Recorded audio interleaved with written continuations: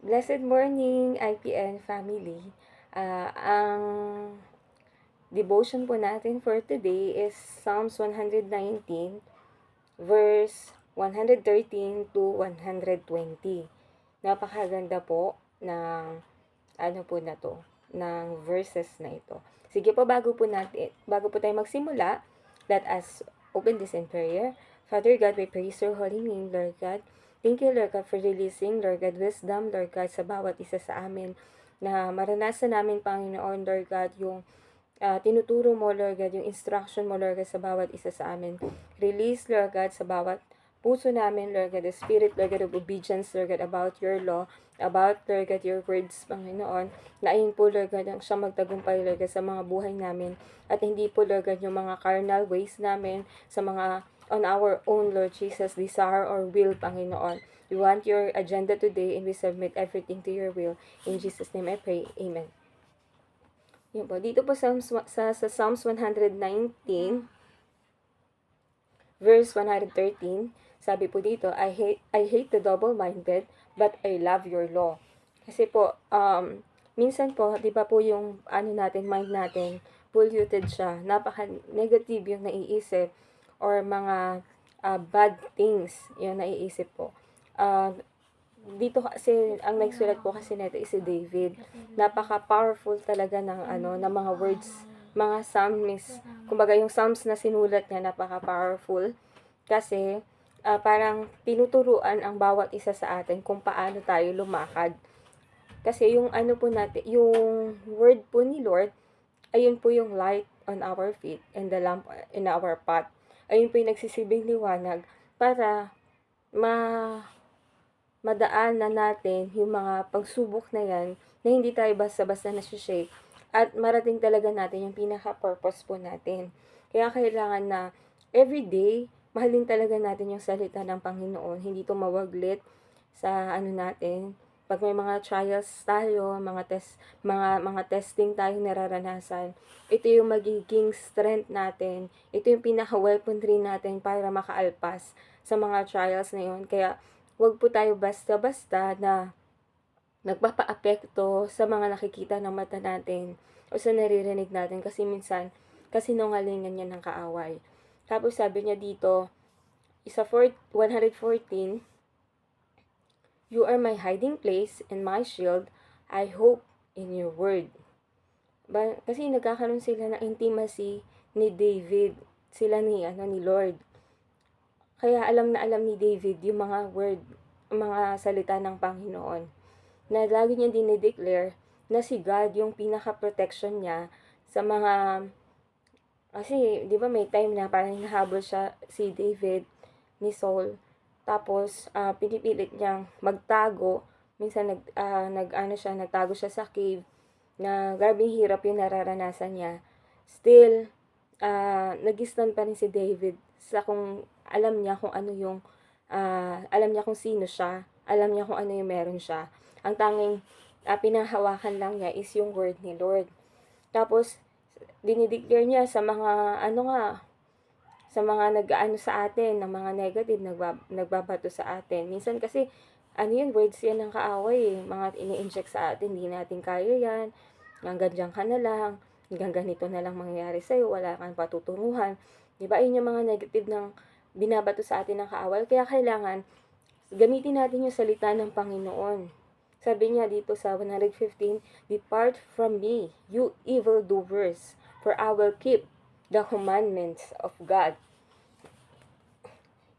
I-check din natin yung mga pinapakisamahan po natin ng tao. Kasi minsan, kung ano yung lagi natin kasama, ay hindi niya na-adapt natin. Kailangan, is alam pa rin natin yung salita ng Panginoon. Ayun pa rin yung lakaran po natin. Kung may nakikita tayong mali sa kanya, sabihan natin siya. Kung meron tayong mga napapansin, kailangan wag nating i-tolerate yung alam natin na nagko-compromise. Kailangan i-correct po natin sila. Sa Psalms 116 naman, ay Psalms 119 verse 116, Uphold me according to your words that I may live. Do not leave me be ashamed of my hope. Do not let me be ashamed of my hope. laging, yun nga, yung sinabi, na-mention ko rin kanina, actually, naranasan ko kasi yung time na, um, grabe yung ano ko sa word eh. Sobrang, lagi ako talaga nagbabasa, lagi ako nagme-meditate. Kumbaga, sa mga devotion ko before, lagi talaga ako nagsusulat. Alam mo yun, ang ganda na, napaka-smooth ng buhay. Yung time na yun, yung ginagawa ko yun, napaka-smooth niya.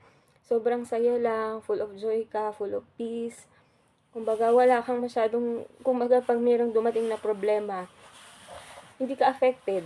Kasi alam mo yung stand mo, alam mo kung anong gagawin mo. Laging kay Lord lang, lagi lang tayong mag-pray. Kaya dapat talaga, lumalim talaga tayo sa salita ng Panginoon. Dahil sa salita ng Panginoon, doon natin siya lalong makikilala kung gaano siya ka-powerful. Kaya kung dati ganun tayo kadayuktok, kailangan ibalik po natin yung intimacy natin. Maging dayuktok pa rin tayo. Kilalanin natin si Lord. Kasi sa Kanya lang talaga ang lahat. Nung time na yun, yung ginagawa ko yun, lahat ng needs ko talagang smoothly dumadating. Although ngayon naman, ganun pa rin naman, kahit papaano, pag hindi ganun ka-busy. Minsan nga sa work, sa mga devotion ko, pinipilit ko pa rin talaga na bago ako mag-work, devotion muna, nagsusulat ako. Tapos, sabi niya dito sa 117, "Hold me up, and I shall be safe, and I shall observe your statutes continually. You reject all those who stray from your statutes, for their deceit is falsehood. You put away all the wicked of the earth like a dross, therefore I love your testimony." Yun, kailangan sa bawat testing na nararanasan natin, mag-silent time tayo, pikit natin yung mga mata natin. Paano mo naranasan ang Panginoon? May ginawa siya sa'yo, may ginawa siya sa akin, may ginawa sa ating lahat. Nakita natin kung paano mag-move si Lord. Napakagandang testimony yung inano niya sa atin. Yung dati nga ako, na meron akong cyst dati sa breast na malaki yun, kapang-kapa talaga. Yung na-receive ko na kay Holy Spirit, lay hands ko, then magtangs ako. Pagtayo ko nun, di ko na makapa. Diba, ganun ka-amazing talaga si Lord, na kailangan lang talaga natin sa Kanya magtiwala. Kasi, kailangan ng partnership. Sa partnership na yon, kailangan ng faith. Kailangan lagi tayong move by faith. Huwag tayong mag-alangan. Sa lahat ng ginagawa natin, laging by faith. Huwag tayong mag-isip ng negative, huwag tayong magsalita ng negative. Kundi ang i-declare natin, life, speak natin, is yung truth ni Lord. Yung salita niya. Kasi yung salita niya, nilagay niya sa atin yan eh. Na like a capsule. Nasa sa atin yung salita niya eh. Kailangan lang kumbaga lumabas to, mag-release to dito sa mundo para maging powerful, para makita yung power ni God, maging powerful ang bawat isa sa atin. Kasi kaya minsan tayo nanghihina, sa mga Kristiyano nanghihina, kasi nga, lack of intimacy, lack of devotion, ayun talaga yung talagang buhay natin. Ayun talaga ang tunay na buhay natin, yung kasama si Lord. Kilalanin siya, mag-meditate, mag-silent time, mag-worship, kainin natin yung salita niya. Kasi dun po talaga tayo lalakas. Hindi lang sa bread nabubuhay, 'di ba, ang tao, hindi lang sa pagkain, hindi lang sa inumin, kundi si Lord. Siya yung kumbaga kumpleto siya. Yung Holy Trinity kumpleto. Father God, Lord Jesus, and the Holy Spirit. Si Holy Spirit, siya yung sumasa atin, kaya complete ka. Kailangan yung lahat ng promises na nilagay ni God sa atin, ma-release yun, lumabas yun, lumago tayo. Katulad, di ba, nung isang apple, pag tinanim mo, di ba magiging puno yon? Pag naging puno yon, magiging fruitful yon, magiging maraming bunga. Sa mga bungang yon, mapapakinabangan ulit yun, magiging puno ulit yun. Yun yung generation natin na kailangan talaga na matanim tayo sa salita ng Panginoon, lumago tayo, maging fruitful tayo, na mapakinabangan po ng maraming tao. Kasi, di ba for example, ng isang apple, hindi mo naman isipin pag lumaki yan, magiging orange yung bunga niya, di ba po? Apple din. Sabihin, ikaw na seed ni God, alam din ni God yung kung ano magiging puno ka. magiging masagana kang puno, magiging maganda ka, magiging mayaman ka, magiging fruitful ka, na mapapakinabangan ka. Na hindi lang 30, 60, kundi 100-fold. Yun yung promises ni Lord na kailangan ma-release natin dito sa mundo. Makita ng mundo kung sino si God na sumasa atin. Napakaganda ng promises ni Lord na kailangan nating panghawakan. Huwag tayong manahan sa sarili lang natin, panandali ang bagay lang dito sa mundo. Nililimatahan natin dito yung mga bagay na kaya natin gawin, nililimitahan natin yung dating ng blessing, laging ayun yung iniisip natin, negative. Kailangan matanggal yun sa isipan natin, erase natin yun. Lagi natin i-declare, I have the mind of Christ, I can do all things through Christ who give me strength, I am powerful, I am victorious, I am righteous, I am holy, I am redeemed, I am justified, paid by the highest price. Yun talaga yung tunay na identity ng bawat isa sa atin. Kaya nga, kailangan, yung glory ni God is lumabas yun.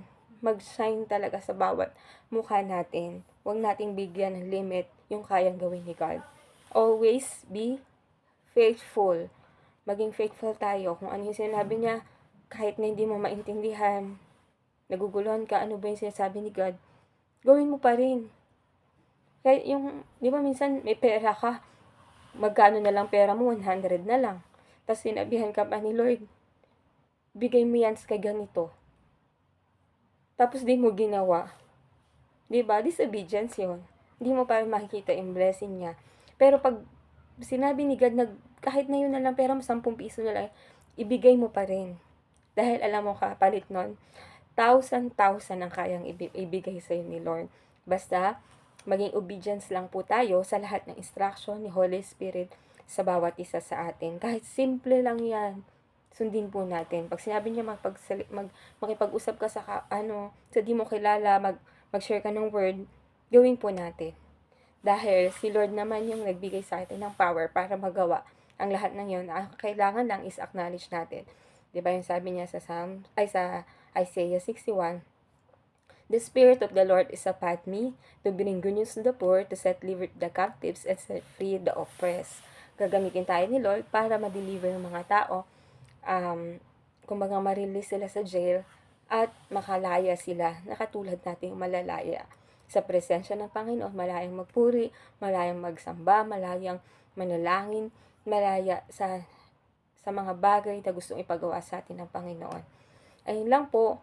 Huwag na natin balikan yung old self natin, huwag na natin balikan yung mga dati natin nakagawian, mga hindi magagandang bagay.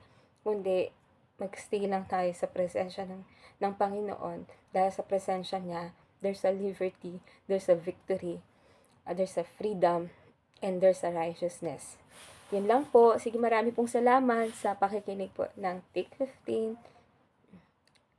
Yun po, sige po. I-close na po natin in prayer. Father God, we praise your holy name, Lord God. Thank you, Lord God, for sharing, Lord God, your words, Lord God, your wonderful testimony, Panginoon, Lord God, na ginawa mo, Lord God, sa bawat isa sa amin. Salamat, Lord God, sa buhay namin. Nawal, Lord God, patuloy po kami lumago, Lord God, sa pagkilala sa inyo. At nawal, Lord God, ma-release namin, Lord Jesus, o God, yung mga promises mo, Lord God, dito, Panginoon, Lord God, sa bawat isa sa amin, dito sa mundo, upang makita, Lord God, ng maraming tao kung sino ka, Lord God, kung sino ka, Panginoon, Lord God, na madakila, buhay, Panginoon, makapangyarihan, at wala makakakumpara, Lord God, sa iyong banal na, Lord God, na presensya, Panginoon, Lord God. Lord, I bless, Lord God, your people, Panginoon. Bless them exceedingly and abundantly, Lord God. Bless them, Lord God. Bless them in the city, bless in the country, bless and going out, that they are the head and not the tail. They are a lender and not a borrower, always increasing and never decreasing, Lord God. Lord Jesus, lahat ng negative na naisip namin, nasabi ng bibig namin, O Lord God, na mga negative na nababato sa bawat pangalan namin, sa bawat isa sa amin, I cancel it out, for this is useless, Lord God, and powerless, Lord God. Totally, Lord God, all the plans of the enemy has been totally broken and destroyed by fire and demolished, Lord Jesus, O God, by your thunder and lightning, Lord God. Thank you so much, Panginoon, for your goodness, for your, Lord God, releasing strength, empowerment sa bawat isa sa amin. And right now, I release the spirit, Lord God, of love, joy, peace, faithfulness, gentleness, meekness, temperance, wisdom, knowledge, understanding, freedom, victory, Lord God, holiness, Lord God. Allow us, Lord God, to do great and marvelous things, Lord God. Your supernatural acts, Lord God, Lord God, will reveal, Lord God, in this world, Lord God. We give you the free highway to move, Holy Spirit, Lord God, sa bawat isa sa amin. We praise you and we thank you, Lord God, for releasing fire in our hearts, releasing, Lord God, your glory to our face, Lord God, that your light shine, Lord God, among your people, Lord God, those whom you love, Lord God, IP and family, Lord God. I seal and I cover this prayer by the blood of the Lamb, Christ Jesus, our Lord and our Savior. In Jesus' name I pray. Amen and amen. Thank you, everyone. Be blessed.